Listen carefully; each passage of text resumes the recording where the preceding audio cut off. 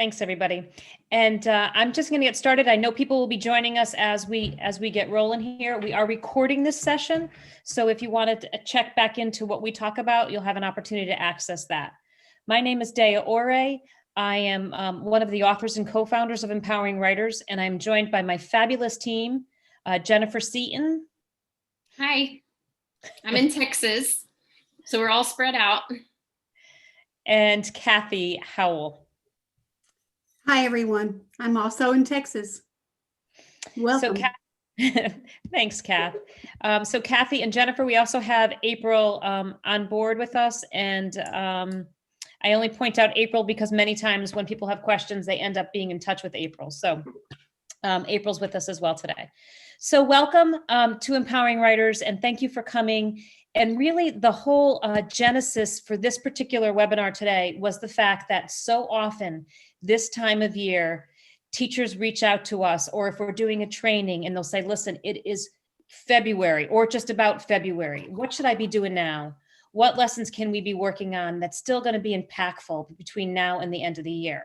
And this really is not about trying to play catch up for instruction that we didn't get to fit in, but this is about taking some of those powerful lessons that we do. And the lessons that we're going to share with you today happen to be lessons that we do early on in instruction. So even if you're not all the way through your instruction with Empowering Writers, these are going to be familiar to you. And these are lessons that we really looked at. And oftentimes when teachers say, what now? We take a deeper dive into these skill areas because it really is the way in which we move the needle with these particular skills. So first thing, let's just take a look at what we're going to talk about today. And then I'm going to tell you what ended up happening. Both Jennifer and Kathy are part of our fabulous content team. And so oftentimes the content we produce is driven by what you teachers need. And literally teachers sending us emails, asking us questions, and we say, okay, what would be most helpful now? So as we sat down to really talk about today's webinar, what ended up happening is we had so much content that we wanted to share that these are going to actually become in and of themselves little mini webinars that we offer. But what we did was we plucked information out of these and set it up in such a way that you have a takeaway. So all of you with your Zoom invite had a handout. So the slides that you see are going to have the pages on that we're talking about, and we're going to show you how you're going to use them. We're going to really try to move our students to a new level of writing through those summarizing frameworks with some tweaks that we've made. Now that students are beginning to understand genre and author's purpose and the organizational frameworks that exist in both narrative, expository, informational writing, we're going to just bump up the quality of those frameworks just a little bit more so that we can use those as a tool to get more writing from our students. We're also going to take a look at those productive questions for elaboration. Those are extremely powerful questions. And that is the way that I can get my students to always give me more good quality writing. And it's entirely up to the quality of questions I ask. So we're going to take another look at those productive questions and show you how we might use those through the content areas. And then after we go, we're going to take a little shift and look at really editing tools. So now my students are writing pieces. How, in fact, can I help them to edit them more effectively? What are some tweaks that make a huge difference? So we're going to talk about ways in which we can power up the writing that they have. And then finally, we're going to dive into really what process writing looks like through the eyes of empowering writers. How can we use process writing as a real tool to enhance students' ability to write well, to get that practice down, to do what I call the dress rehearsal, so that they can start to put stories together, essays together in a way that have a flow that they've never had before. So we're gonna share that with you. And we always love to call it baseline to growth line. Where am I starting? Where am I growing to? Because the reality is this: too often we look at that end product. We want our kids here, and we expect that they're going to make some monumental leap there. And the reality is it's incremental. So what are those incremental steps? How can we help our students get to the next level? Jen, I'm going to turn it over to you. And if you can just do a quick review of what our methodology is and then move us into the next, that next stage, that would be great. Absolutely. We always want to remind everyone of the methodology. This is really what consistently allows you to move the needle with kids and to help affect change. And so when I'm teaching lessons and they don't quite carry through the way I expected objectively, I always go back to these 4 steps. And that is, did I start by introducing and defining the skill through the use of literature or published examples? We always want our kids to see how authors implement the skill so that they can replicate that. And that's so valuable because students are always looking at text. And so we're consistently making those links. We're looking at basically a mentor text in doing that. Then we take over as the author, the teacher does. We model the skill in isolation that we want students to have. And this becomes the bridge between recognizing the skill for kids and actually applying it. We're going to have the conversation where we develop a common language so that students understand exactly how to utilize the technique that we're talking about and feel comfortable with that. So this is the time that vocabulary is developed.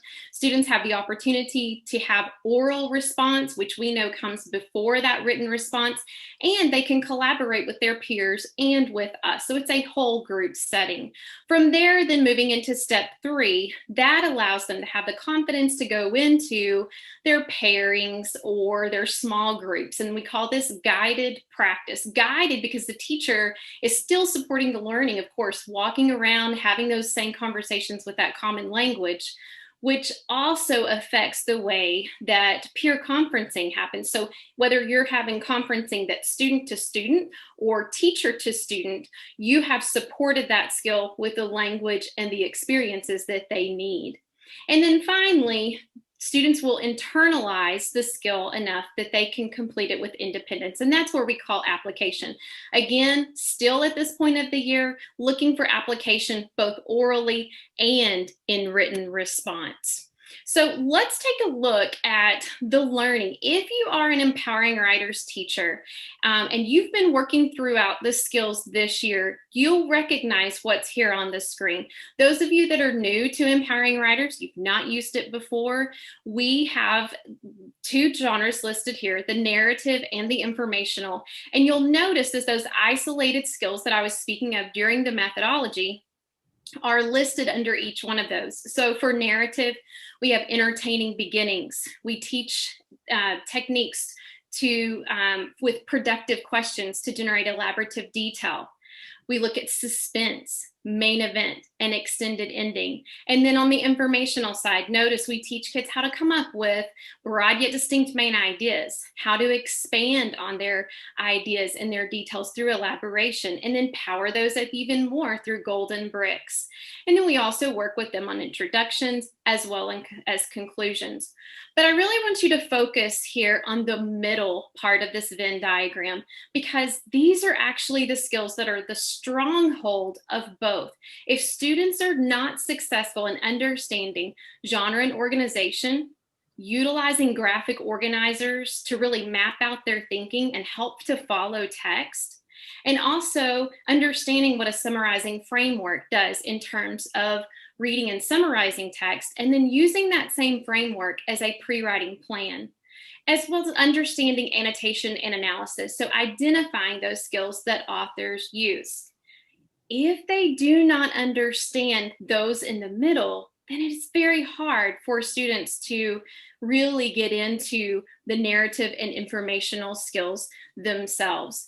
And so it's critical that we bridge this together in both reading and writing so that it doesn't affect their ability to generate text. So we want to focus on several aspects today. First of all, those summarizing frameworks. We'll look at just a little tweak in that. You've been using that. Then we want to show you how to extend that this time of year. We're also going to extend elaboration. We're going to look at that through the narrative and the informational lens. We'll look at revision as well as process writing. So these are our focus areas for today's session, and we're going to look at that summarizing framework first. Kathy?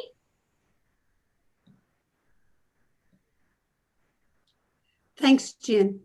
So as we look at and think about continuing our focus through the narrative writing aspect of our organizational tools, and we maintain the work that's already begun with our students, We want to also look at, and Jennifer mentioned this, we want to look at how do we extend that thought process as we begin the writing process. So you'll notice here on the screen, we have our narrative diamond. This is our expanded thought process. These are the skills that we look at and work through as we begin to write a narrative piece. It begins with our summarizing framework. So they have to plan out their piece first, and they filter that plan through the writing diamond. Now, what we've added here in an addition that I want you to see is, first of all, our diamond with the framework at the bottom. You have a copy of that in your handout today. And then I want you to see how we've also extended that summarizing framework, that pre-writing plan, because remember, this framework is twofold. It's used as a summary when students are reading a narrative and they have to summarize what the author wrote, which in and of itself is a skill that many of our students are very weak in. But it's also their pre-writing plan. And as they begin to think about what they want to write about in a narrative piece, we're going to extend that just a bit. And so notice here in this extended framework that we still have who's our story about, what's the problem, or was it an adventure? And then how did you solve that problem or conclude your adventure? But notice our extensions here, because we want them to begin to think through this process as well as they begin to filter this plan throughout the diamond. Notice it says story critical elements to elaborate.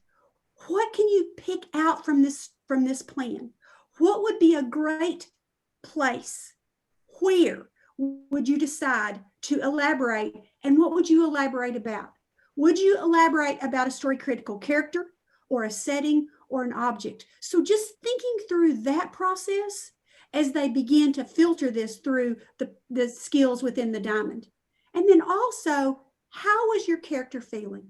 And if they begin to think about the story that they want to write, they can think through, well, in this particular story, my character started out feeling very sad or very lonely or very excited. But then as the story progressed, the character either changed their feeling and now they're very excited. They were sad and now they're excited, or vice versa. So actually thinking through that as well in that story plan. So now we're just taking it a step further in their planning process. So, and again, these are in your handout. So let's take a look at that also in the informational realm. So we've maintained and looked at and worked on all of the informational skills within this pillar, our introductions and conclusions, main ideas and details. And what happens first before we filter through that plan is we have, through the pillar, is we have to plan. So our original plan was, let's look at what is our topic and what are our main ideas. However, now that we're in February, what might this plan look like? How can we take this plan a step further?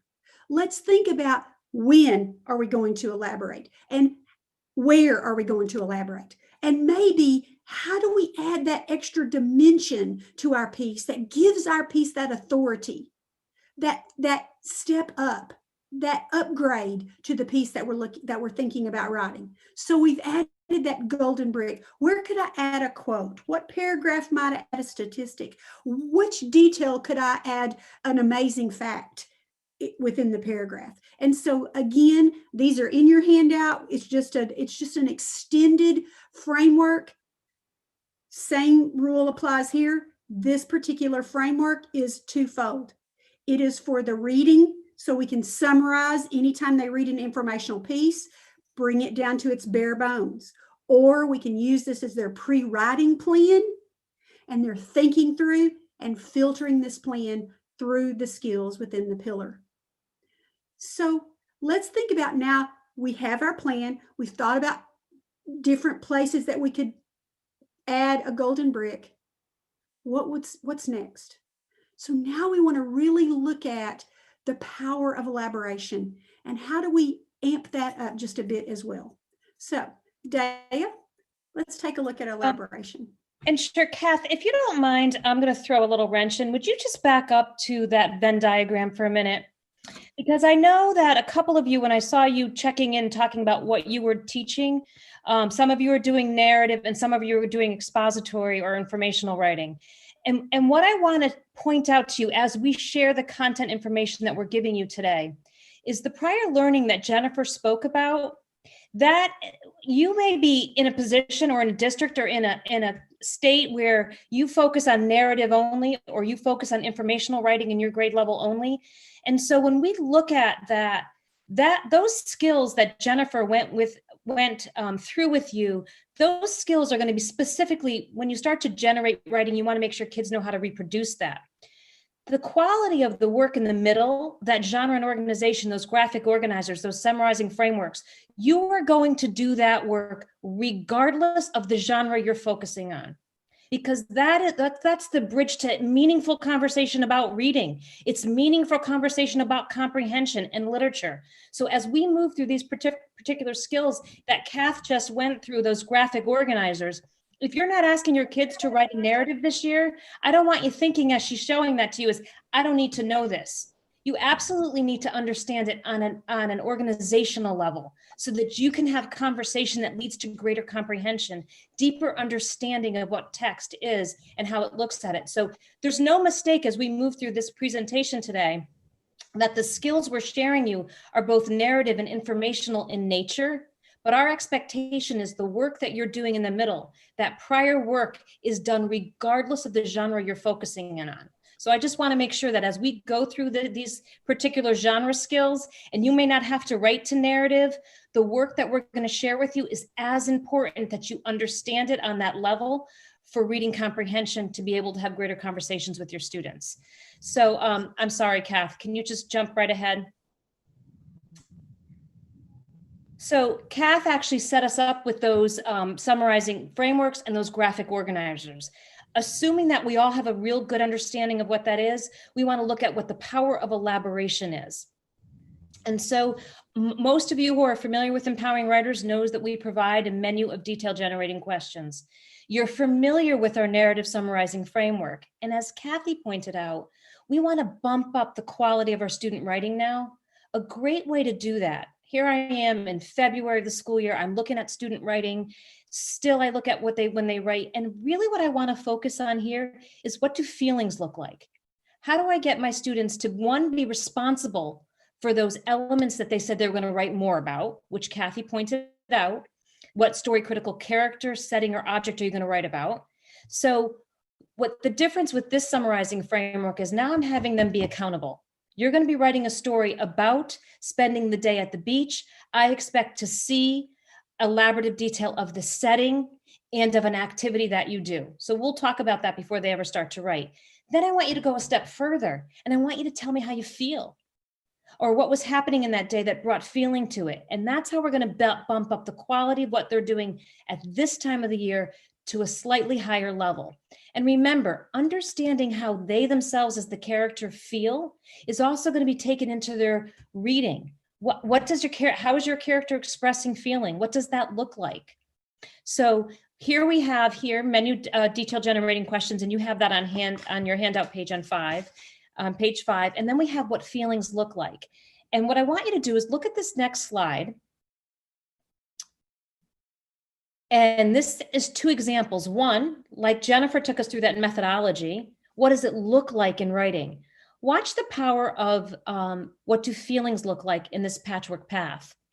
We stepped out into the worst rainstorm I'd ever seen. In the drenching rain, he led me through the dark woods. Did I hear the hooves of galloping horses? We hid behind fallen logs. I shivered from the wet cold.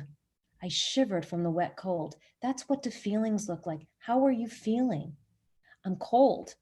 I thought I heard a dog bark and a stick snap. My stomach tightened. Again, how are you feeling? So instead of saying, I was nervous, I was scared, the student described it. Look how much more powerful that is. I mean, the author described it. Would they catch us and take us back? What would happen to us then? And then notice in the student sample, what the student does to express how they're feeling. This was actually, I believe, a third grade piece when a student was going on an adventure and was in a cave. I fell into what was now a raging river running down the middle of the cave. My head grew dizzy and my thoughts were blurred. The splashing waters threw me around like a toy. Freezing cold water splashed up against me in the struggle to stay alive. So my head grew dizzy and my thoughts were blurred. A much more powerful way to describe how scared they were in that moment. And then in the same vein, let's look at what happens with elaborative detail in informational writing. So those questions we always equip our students with is, what does it look like? Why is it important? Two really powerful questions that transformed that conference time that I had with those students of mine, because I used to go around the room and look at their papers and say, oh, that's a really good start. Can you tell me more? And you know how helpful that was? Not at all. So when we came up with the questions, what does it look like and why is it important? It brought up that quality of those details to a whole nother level. But then when we start to explore those questions, as our students progress throughout the year, those questions can become more specific to where they're writing, who they're writing for. So topic could be science. It could be social studies. They could be responding to text. So how do I tweak those two questions? Well, what does it look like? Is it necessarily just what it looks like, sounds like, feels like, tastes like, smells like? They may even need to do research based on whatever they're studying to go along with that. And then why is it important? We can frame up that question more specifically according to the topic and the response. So if they're in science, we might want to say, what purpose does it serve? Or what is its function? Who is it important to could be a question. Again, thinking about what was our main idea, how does that relate back to it? How does it apply to the real world? What did I learn?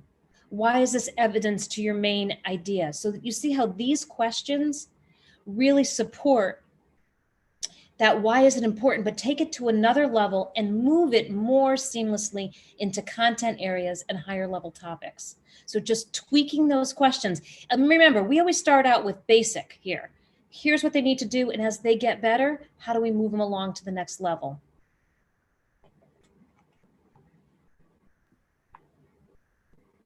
So with that, let's take a look at an example of this. And Jen, would you just take us through really how we can start to spot these in that reading connection? Yes, and really, students will see those questions answered each time they look at informational text. This just happens to be an article called Fingerprints from Blood Vessels.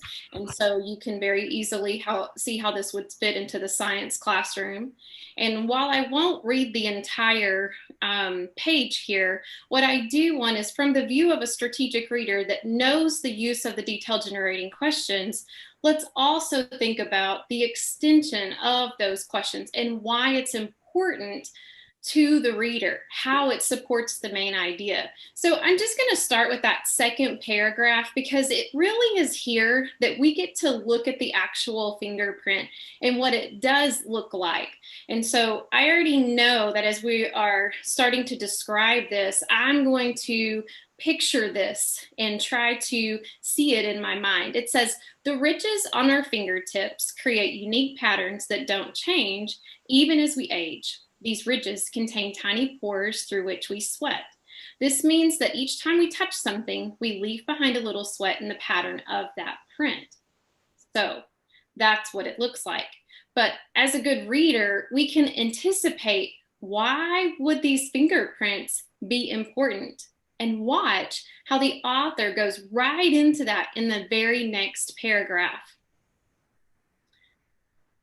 Reading on, we see it says, when investigating a crime, police often look for fingerprints. Investigators can capture an image of a print by taking a picture of it, or they can transfer a print to a piece of sticky tape. Later, if a fingerprint lifted from the scene of a crime matches one on file, police know that person was at the scene. Then they can start investigating whether that person might be the criminal.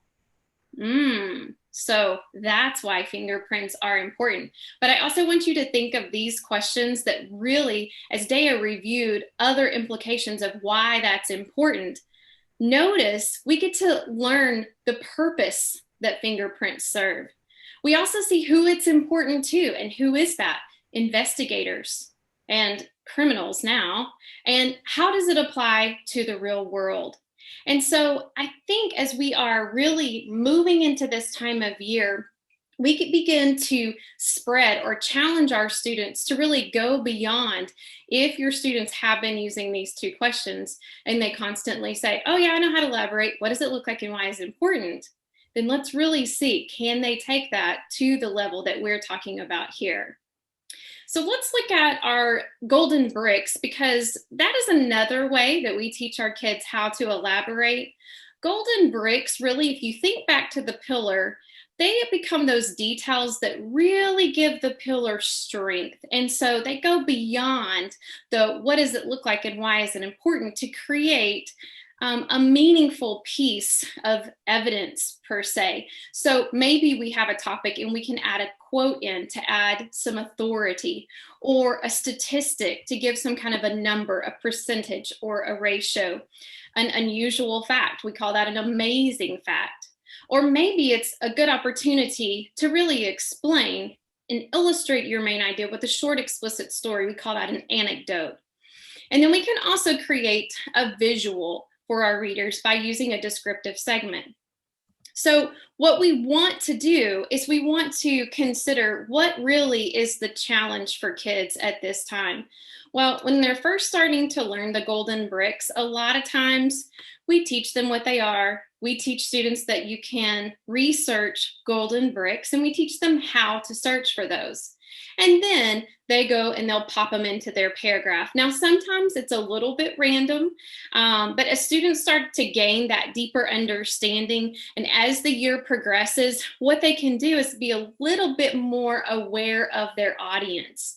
And so that audience awareness helps them to place those more appropriately.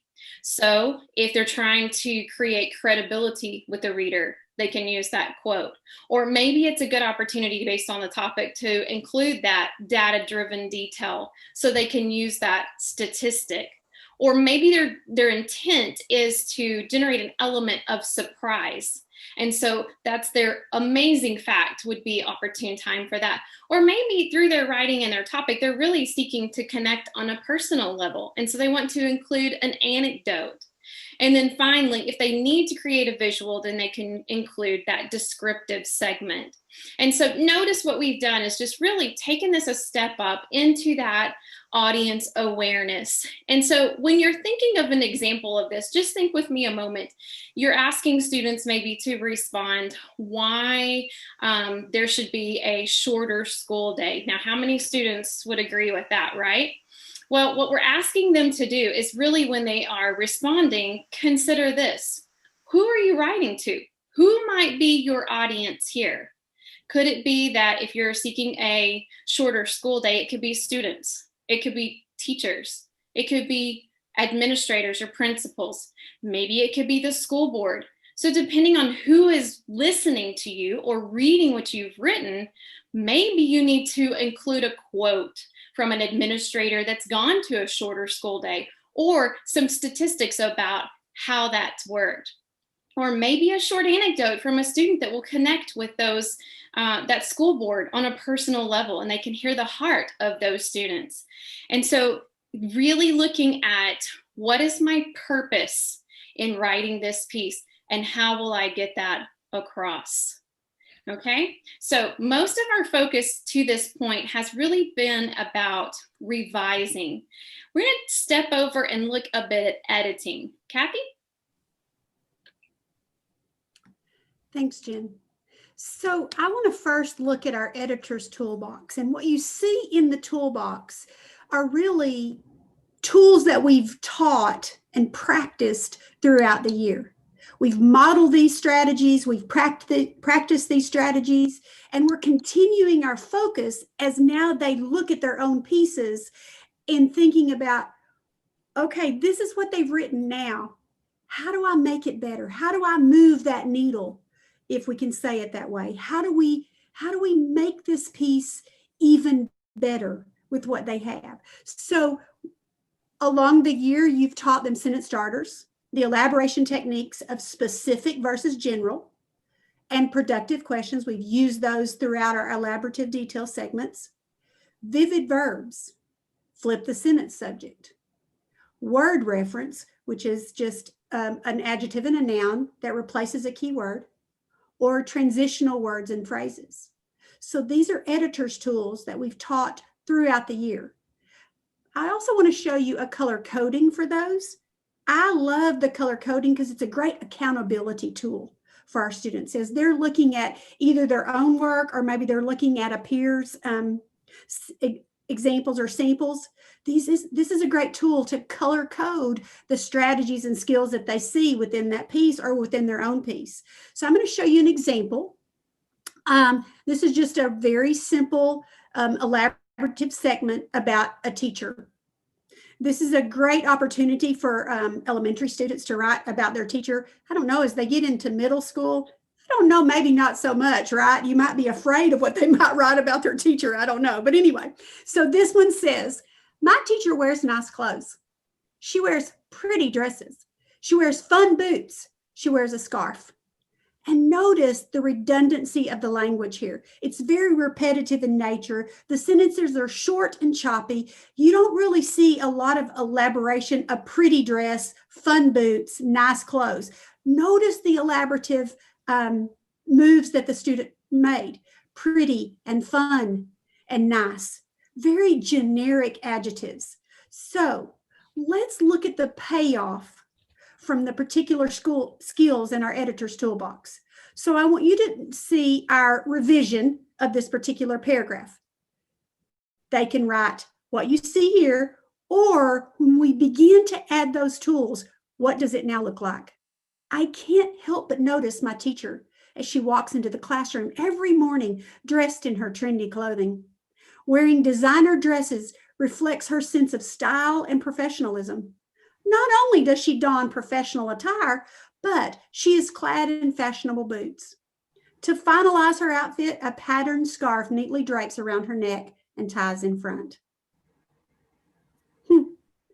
Look at the difference in our first example. And now that we begin to add those editor's techniques, those editor's tools from our toolbox. So earlier, I showed you the color coding. Let's take a look at what that color coding might look like. I can't help but notice that's a sentence starter. And to finalize her outfit is another sentence starter. So I color coded those in red. What about the elaboration techniques, either specific versus general or productive questions? Let's take a look. Her sense of style and professionalism. Instead of her dress was pretty, look, it reflects her sense of style and professionalism. She has fashionable boots and a patterned scarf. Notice, even if it's just as simple as an adjective, our adjectives are much more meaningful and not as generic as we saw in that first example. What about vivid verbs? Let's replace is, was, and has with a vivid verb. Look what happened in this piece. She's dressed. It reflects her style. She dons professional attire, clad in, it drapes around her neck. So look at the power of vivid verbs. And then flip the sentence subject. So notice in that first example, she wears pretty dresses. In this revised piece, we started with the dresses. Wearing designer dresses reflects her sense of style and professionalism. So we flipped that sentence, added some descriptors. Now we had to add a vivid verb. And so it really, just that one sentence is a great step up from what happened in that first example.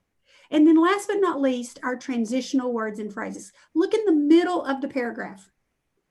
And it really does help our students to transition from one thought to the next, even from one main idea to the next main idea. In this particular example, you'll notice not only does she Oh, I'm sorry. I skipped word reference because it's hidden there. I'm so sorry. So word reference here for dress, trendy clothing, professional attire. Great ways to utilize an adjective and a noun to replace the word dress. Now, look at, not only does she don professional attire, but she is clad in fashionable boots. So we combined two thoughts using that transitional phrase. So again, this is really a great revision step up to move the needle in looking at what are our editor's tools and how do we hold our students accountable for these tools. And color coding is a great way to hold them accountable. So now let's take a look at our process piece. So what is it that students, what are their pitfalls when it comes to putting all of these skills together? Daya, let's take a look at that. So for those of you who use Empowering Writers and are familiar with it, you know that we teach skills in isolation. So what ends up happening is as we're teaching all these skills in isolation, at some point we start to put it all together. And the challenge initially is, how do I take these skills and really put it together effectively? And I'm going to tell you why this process writing, the way that we address it, came to be. In my classroom, when I started teaching writing, and I didn't know this at first, but when I first started teaching writing, I would actually have the students get started to write, whether they're writing an essay or a story. And we would go through the whole process that we do before we begin. And then all of a sudden, I would send the kids back to their seats to start writing. And then from that point on, I don't know what happened. Someone was done in 5 minutes coming to me saying, I'm done. And somebody else was writing and writing and writing. And we would go weeks with this process piece. And I'm trying to keep everybody busy. And then I'm trying to conference with kids in a meaningful way. And it just sort of spun out of control. So a lot of the times, the biggest problem was that my students had gotten too far into their piece before I could give them any feedback. So really the whole idea of process writing is, before we set them free, we actually pace them through the process so they can see exactly what the thought process of the author is as they move from idea to idea. And that's why when we developed this process writing over several days, we put it together with that thought in mind. The idea was to rein the kids in a little bit so that I can stay with them in each step of the development, so that I can see where they are and that they're not so far in that I can't be helpful. And also that issue of time management. Before we put something in place, I'm not kidding, somebody would be done on day 1 and somebody else would be taken to day 6. And then how do I keep having this conversation over and over again when kids are all over the place? So I needed to really address, what's the time management of that? How can I use my class time effectively? And then, of course, you know what happens is that revision battle. When kids get too far into a piece and there's a lot to revise, you know what they end up saying? I like it the way it is. And then I can't move them forward. And I don't blame them. I don't blame them. They've been working on this for so many days now. I get along and I'm like, no, this is not, we've gone too far. We have to go make some changes, and they don't want to do it. So what we came up with is a way to really address the process. And here's the reality, is teaching kids to write in a process is instructional at first. It is their opportunity to hear the author's thought process. So Kath, if you would just go ahead to the next slide, and I'm going to show you sort of what that looks like. Now in your handout, you have really a skeleton page of what you have in the resources. So if you happen to have our resources, you know that this is more stretched out. But basically what we've done is we've taken the process writing timeline, whether it's narrative writing, informational writing, opinion writing, persuasive writing, we've broke it down over days. And each day begins instructionally. So that basically I do a quick review. Boys and girls, we all talked about how narrative stories begin. We've talked about, great beginnings. We make sure that we always start with our framework filled out so that now they all have a workable story plan. So before anybody starts to write, the first thing we do is we all plan our stories. What that allows me to do is to walk around the room and look at everyone's story plan and make sure that it's feasible, that it's workable. Because remember, a narrative story is to entertain an audience of others. It's not a journal entry. It's not a reflection. It has to be based in a way in which it can be entertaining for others. So we start out with that process. And then what happens throughout the process writing timeline is instruction. Remember, we taught you this, and now I'm going to model it. So I'm going to tell you a little secret. When I was in the classroom, my kids struggled pulling together an entire piece. The best success I had, and certainly with narrative writing, a little different for informational or opinion because each paragraph is not as tightly hinged on the one before to have that flow of story. The way that I was able to break through that with my kids was this. I took this process writing timeline and I used it instructionally and I wrote. So I talked about a beginning, I modeled a beginning. The next day I came in and I modeled another piece. So what ended up happening was that entire first piece that I ever wrote all together for them, my students got to see it come together through my own writing. So I modeled the whole narrative piece for them. And then when they actually had the opportunity to go through the process of their own, all of a sudden it came together. They started to see how those pieces connect. So I set aside one writing block where the only person writing and talking out loud was me. And I pulled the whole piece together for them to see what it looks like. After that, their stories seem to really start to get a real understanding of that thought process of authors. The only way they're going to see it is if you're talking out loud as the author. So there's the value of the process writing timeline.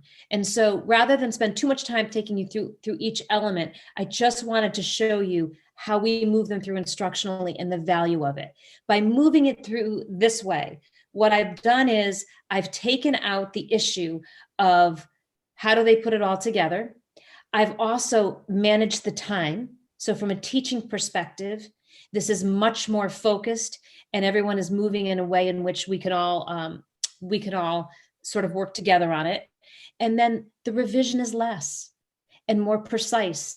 And the only other thing that teachers often ask us is, so what happens if I haven't taught all elements yet? That's okay. Because if I'm writing a narrative piece and I haven't taught them how to write a main event yet, I'm going to practice a main event for them just like I would when I'm reading and pointing out what a great main event this is. So I'm just going to go through the motions like they've had the instruction. When I look at their writing, I'm not expecting them to be able to replicate that. And then here we have the same 7-day process timeline for informational writing, just broken down the same way we would address it. I happen to think that the informational is much easier to address in that sort of blocked as opposed to the narrative writing. But that's just my take on it. So what we're going to do now is we're going to start to wrap it up so that if anybody has any questions that they want to chat in, feel free to ask them. And then I just want to tell you a little bit about what we have coming up as a result of planning for this particular webinar. When we did this webinar, we really started to talk about the fact that these would all be great little mini sessions for anybody who wanted to jump in on some level of these lessons. So we have a whole mini session that we put together on elaboration and narrative and informational writing. Really, what are those elaboration skills? How do I get my students to write more? What does that look like in writing? And how does that get also moved over to my reading experiences?